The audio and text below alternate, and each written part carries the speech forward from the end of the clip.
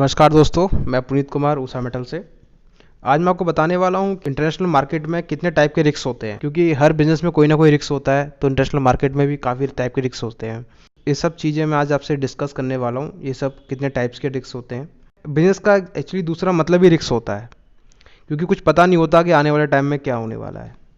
कभी market up होता है, कभी डाउन होता है। सिर्फ अकेला फाइनेंशियल रिस्क ही नहीं होता, इसके रिलेटेड बहुत सारे रिस्क होते हैं। तो मैं आपको इसमें आज क्लियरली बताने वाला हूँ किस किस टाइप की रुकावटें आती हैं इंटरनेशनल मार्केट में बिजनेस करने में। तो चलिए वीडियो स्टार्ट करते हैं। सबसे पहला है कमर्शियल रिस्क। तो उसमें किस टाइप के कमर्शियल रिस्क होते हैं, जैसे लैक ऑफ नॉलेज।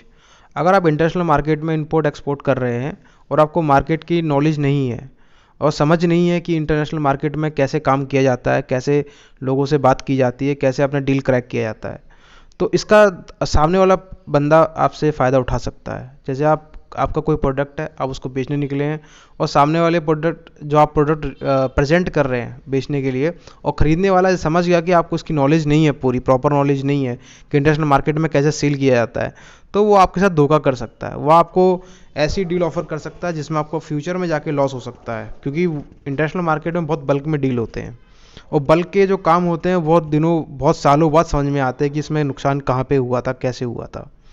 तो इंपोर्टर और एक्सपोर्टर ये पता होना चाहिए कि इंटरनेशनल मार्केट में कैसे सेल और परचेज किया जाता है।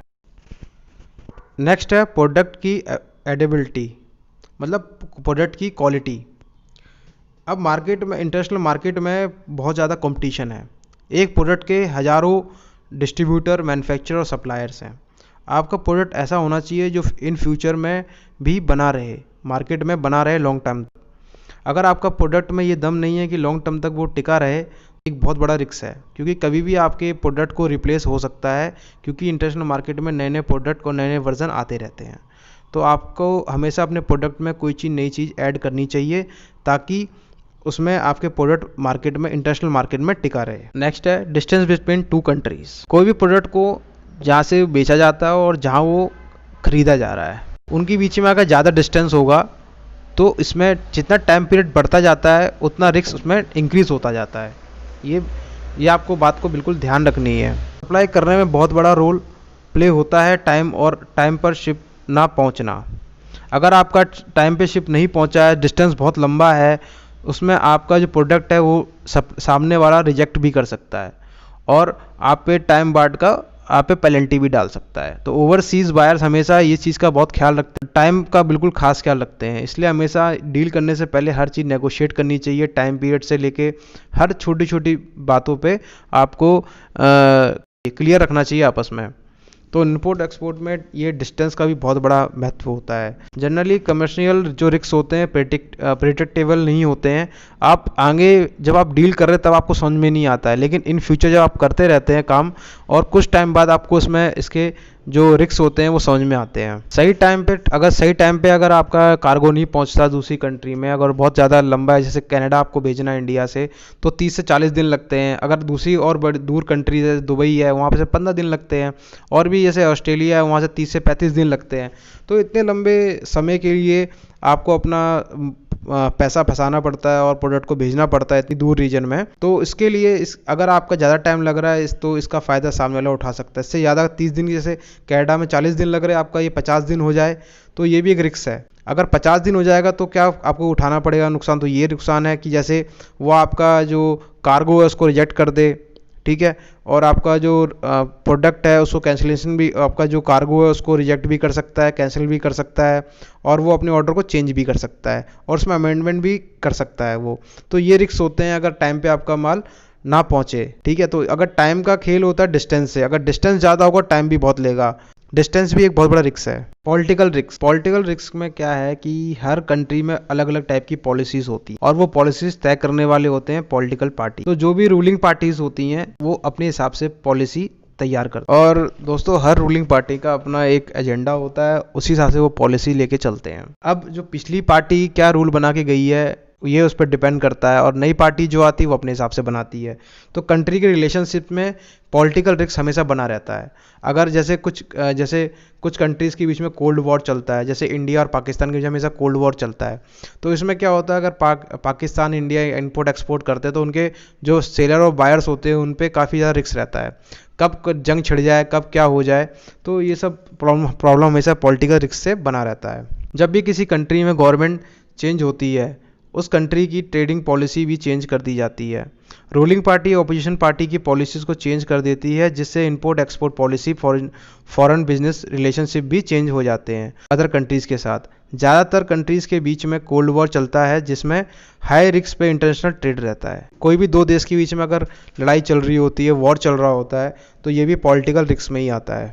इसको भी हम फ्यूचर में प्रेडिक्ट नहीं कर सकते कि कब क्या हो जाए, तो ये भी रिस्क में आता है इंटरनेशनल ट्रेड में। इंटरनेशनल बिजनेस में कार्गो रिस्क एक बहुत बड़ा रिस्क, जैसे कि कार्गो को इंपोर्ट एक्सपोर्ट करने में बहुत रिस्क होते हैं, जैसे कि हाई स्टॉर्म्स का आ जाना, क्लोजन, कार्गो में लीक हो जाना, कार्गो चोरी हो जाना, और कई बार कार्गो खराब भी हो जाता है, और कभी कभार कार्गो में ज़्यादा आग लग जाती है और कार्गो समुद्र में डूब जाता है पूरा। टाइप के जो रिस्क होते हैं, और इन सब रिस्क से बचने के लिए आपको मरीन इंश्योरेंस लेना ही पड़ता है। तो कार्गो रिस्क हमेशा बना रहता है, क्योंकि क्या होता है, कई कंट्रीज ऐसी होती हैं जहाँ पे कार्गो के शिप गायब हो जाते हैं, जैसे साउथ अफ्रीकन कंट्रीज़ है। एक तरीके से पूरे शिप को कंट्रोल कर लेते हैं और पूरा कार्गो अपने पास रख लेते हैं, फिर वो अदर कंट्रीज़ के गवर्नमेंट से नेगोशिएट करते हैं। तो इस टाइप के हमेशा रिस्क बने रहते हैं इंटरनेशनल बिजनेस में। क्रेडिट रिस्क, डोमेस्टिक में क्रेडिट रिस्क कम होता है, इंटरनेशनल में क्रेडिट रिस्क ज़्यादा होता है। एक्सपोर्ट में बहुत रिस्क माना जाता है कि एक्सपोर्ट करने में बहुत ज़्यादा रिस्क होता है, क्रेडिट में अपना माल भेजना, प्रोडक्ट सप्लाई करना, क्योंकि import export business credit risk में बहुत सीरियस प्रॉब्लम है, क्योंकि बहुत सारी कंट्रीज़ में प्रोडक्ट इंपोर्ट करने के बाद पेमेंट अटक जाता है, और ये प्रॉब्लम जो सप्लायर होता है उसको झेलनी पड़ती है। ये भी एक प्रकार का बहुत बड़ा इंटरनेशनल रिस्क है। करेंसी एक्सचेंज रिस्क भी एक बहुत बड़ा प्रॉब्लम है इंटरनेशनल मार्केट में, क्योंकि कभी कभार किसी कंट्री की एकदम से करेंसी हाई हो जाती है और किसी की लो हो जाती है। वैसे तो ऑल ओवर वर्ल्ड यूएसडी चलता है, यूएसए का जो डॉलर है वही चलता है, लेकिन कभी कभार क्या होता है कि अदर कंट्रीज़ की भी जो एक्सचेंज रेट होते हैं वो डाउन हो जाते हैं, जिससे क्या है कि वहाँ के होने वाले डेली ट्रेडिंग पे काफ़ी असर पड़ता है। इससे इंटरनेशनल मार्केट पे काफ़ी उतार चढ़ाव होता है, जो एक हमेशा रिस्क बना रहता है। ये भी रिस्क का बहुत बड़ा फैक्टर है। अचानक से फॉरेन लॉस में चेंज होना भी इंटरनेशनल बिजनेस में बहुत बड़ा रिस्क होता है। हर कंट्री के पास अपनी कमर्शियल लॉ होते हैं, और इंपोर्ट एक्सपोर्ट करने के लिए इन लॉस को फॉलो करना पड़ता है। कंट्रीज़ में अचानक चेंज हुई लॉज में काफ़ी ज़्यादा नुकसान इंटरनेशनल ट्रेडर्स को होता है, इंपोर्ट एक्सपोर्ट करने वाले ट्रेडर्स को होता है इसमें, क्योंकि कोई भी अगर लॉ चेंज होता है तो उसके साथ में उसके रूल्स भी चेंज हो जाते हैं। रूल्स के हिसाब से आपका कार्गो फंस सकता है। क्या रूल सडन चेंज हुए हैं तो उसके लिए आपको लीगल प्रोसीडिंग करना पड़ेगा। इंटरनेशनल लेवल पे बहुत ही कॉम्प्लेक्स होता है, इसके साथ काफ़ी एक्सपेंसिव भी होता है इसकी प्रोसीडिंग, ठीक है, और इसके साथ ये काफ़ी टाइम टेकिंग होता है। इसमें जो सामने वाला ट्रेडर है उसका बहुत नुकसान होता है इसमें। तो अचानक लॉ में चेंज होने से भी काफ़ी प्रॉब्लम्स होती है इंटरनेशनल लेवल पे बिजनेस करने में। अगर आपको प्रॉपर डॉक्यूमेंटेशन की पूरी इन्फॉर्मेशन नहीं है और बिना डॉक्यूमेंटेशन इन्फॉर्मेशन के आप इंपोर्ट एक्सपोर्ट करते हैं, तो आपका जो कार्गो है वो आपका इंटरनेशनल मार्केट में बिक सकता है। आपका पोर्ट पे माल जाएगा, लेकिन वहाँ पे आपका माल नहीं छूटेगा, क्योंकि आपके डॉक्यूमेंटेशन कंप्लीट नहीं है। तो ये भी इंटरनेशनल मार्केट में बहुत बड़ा रिस्क का फैक्टर है। आपको प्रॉपर नॉलेज होनी चाहिए कि किस टाइप का डॉक्यूमेंट्स कहाँ लगना है। अगर एक भी डॉक्यूमेंट फंसता है तो आपको फिर आपका कार्गो नहीं निकल सकता है। आपको पता होना चाहिए कि आपको हमेशा ये इन्फॉर्मेशन होनी चाहिए कि आपके प्रोडक्ट की क्या वैल्यू है, और आपके जो प्रोडक्ट है उसकी प्रॉपर आपको उसका प्राइस मिल रहा है। तो ये इन्फॉर्मेशन अगर आपको इंटरनेशनल मार्केट का नहीं पता है तो ये बहुत बड़ी प्रॉब्लम बन सकती है। तो आपको सबसे पहले इन्फॉर्मेशन इकट्ठी करनी है कि आपके प्रोडक्ट की क्या वैल्यू और कहाँ पे आपको अच्छे दाम मिल सकते हैं। अगर इंटरनेशनल मार्केट में आपको ये नहीं पता होगा तो ये आपको आगे चल के बहुत नुकसान देने वाला है। अब ट्रेड वॉर के चलते काफ़ी ज़्यादा इंटरनेशनल मार्केट में रिस्क बना रहता है। कब किस कंट्री की क्या पॉलिसीज़ चेंज होती हैं, कभी कोई कंट्री किसी की इंपोर्ट ड्यूटी बढ़ा देता है कभी, और कुछ इंपॉर्टेंट जो आर्टिकल्स होते हैं उन पे इंपोर्ट ड्यूटी अचानक बढ़ जाती है। तो जो सामने वाली कंट्रीज़ में जो दो कंट्रीज़ में लड़ाई चल रही होती है उससे अदर कंट्रीज़ में काफ़ी ज़्यादा एक रिस्क बना रहता है। तो ये भी एक बहुत बड़ी प्रॉब्लम है ट्रेड वॉर का। तो ये भी इंटरनेशनल मार्केट का रिस्क में आता है। अब अचानक से अचानक से इम्पोर्ट ड्यूटी चेंज हो जाना, टैरिफ में चेंज हो जाना, इस्टेब्लिश मार्केट में काफ़ी प्रॉब्लम हो जाता है। इस्टेब्लिश मार्केट में काफ़ी प्रॉब्लम फेस करनी पड़ जाती है। इंटरनेशनल ट्रेड में इस चीज़ का खास ख्याल रखा जाता है कि और हमेशा नज़र बनाए रखी जाती है कि किस कंट्री में पॉलिसी चेंज हो रही है। आप प्रोडक्ट को डिलीवरी करते time import duty, delivery charge, other charges including करते हैं, बट अचानक से चेंज होने से पूरा कैलकुलेशन डिस्टर्ब हो जाता है। फ्यूल में अचानक से चेंज हो जाने से ट्रांसपोर्टेशन कॉस्ट बढ़ जाती है, हाई हो जाती है। प्रोडक्ट की प्राइस हाई हो जाने से तो ये भी एक रिस्क बना रहता है इंटरनेशनल मार्केट में।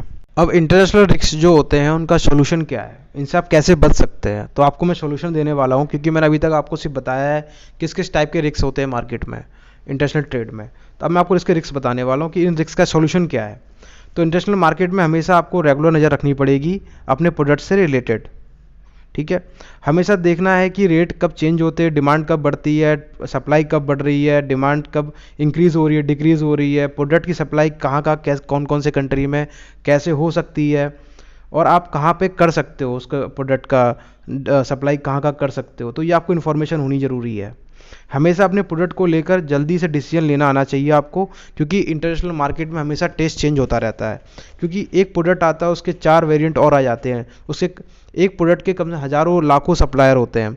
तो आपको हमेशा अपने प्रोडक्ट को अप टू डेट रखना पड़ेगा। अब पॉलिटिकल रिस्क से क्या सोल्यूशन है, आप इंश्योरेंस कंपनी से मोस्टली फैक्टर रहती हैं पॉलिटिकल रिस्क को इंश्योर्ड करती है, लेकिन जो इनका जो इंश्योरेंस रहता है, कवरेज रहता है, वो बहुत ही प्रीमियम रहता है। पॉलिटिकल रिस्क के वैसे जनरली कई कंट्रीज़ होती हैं जो इसको रिस्क कवर नहीं करती हैं, पॉलिटिकल रिस्क की जो भी दिक्कत आती है कार्गो में, और जो इंश्योरेंस कंपनी इसको कवर करती है पॉलिटिकल रिस्क से होने वाले नुकसान का, तो उसकी जो इंश्योरेंस होता है बहुत प्रीमियम होता है और कॉस्टली होता है। क्रेडिट रिस्क, इसमें सबसे बड़ी दिक्कत आज के टाइम में इंडिया से लेके इंटरनेशनल लेवल पे 50 से ज़्यादा ऑर्गेनाइजेशन है जो क्रेडिट रिस्क से बचाती हैं लोगों को और क्रेडिट रिस्क को कवर करती हैं। इसमें हेल्प करने वाली इंडिया में जैसे है कि ECGC, जिसको export credit guarantee corporation of India, जो बहुत ही रेपुटेटेड ऑर्गेनाइजेशन है इंडिया की, जो एक्सपोर्ट को कंप्लीट क्रेडिट गारंटी देती है। अगर किसी एक्सपोर्टर का पैसा अगर फॉरेन कंट्री में अटकता है तो ECGC उसका पैसा रिकवर करने में हेल्प करती है। तो ऐसे कई चीज़ें हैं, सॉल्यूशन है जिससे आप इजीली अपना प्रोडक्ट्स मार्केट में सप्लाई कर सकते हैं, सप्लाई करने का प्रॉफिट कमा सकते हैं। लेकिन उसके साथ साथ आपको कई चीज़ें ऐसी होती हैं जिन पर आपको नज़र रखना है। तो वो चीज़ें मैंने सब इस पर आपको क्लियरली मेंशन की हुई हैं, आप उसको सब सोच समझ के बिजनेस की। बहुत इंटरनेशनल मार्केट बहुत बड़ा मार्केट है, क्योंकि इसमें हर तरीके के लोग आपको मिलेंगे, अच्छे भी होते हैं, बुरे भी होते हैं, लेकिन आप ये मान के चलिए 70% लोग इसमें मगरमच्छ टाइप लोग हैं जो किसी भी नए सप्लायर को आगे बढ़ने नहीं देते हैं और उनकी क्वालिटी भी बहुत मेंटेन रहती है। तो इससे लड़ने के लिए आपको काफ़ी मेहनत करनी पड़ेगी, उसमें मैं आपकी हेल्प करूँगा। Thank you.